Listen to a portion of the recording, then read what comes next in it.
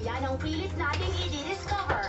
At ang mga katotohanang mahirap makita dahil binubulag tayo ng masamang motibo ng iilan. So, huwag nating sabihin to cease to believe. Suriin muna natin para masiguro natin dapat tayong mag-believe with what we see. It's Showbiz Central na! Rupa May Day Today. Magandang hapon mga taga-Showbiz Central. Si Rupa May Quinto po ang isa sa pinakamaganda, pinaka-sexy, pinaka-talented na artista ngayon. Pero ang pinaka-inahangaan ko po sa kaibigan mong si Peachy ay ang kanyang pagiging honest. Nako, hindi ba ilang beses nang napahamak ang babaeng yan sa pagiging niyang honest. Kaya naman patutunayan niya ngayong hapon ang katangiang ito.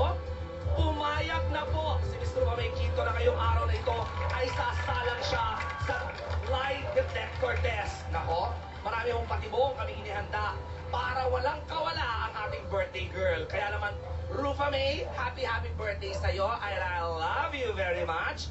Don't cry na. Ang wish ko lang, Peachy, don't lie to me. Samahan niyo po akong pasukin at i-celebrate ang birthday ko with the Golden Gaze. Let's go! Todo na natin to!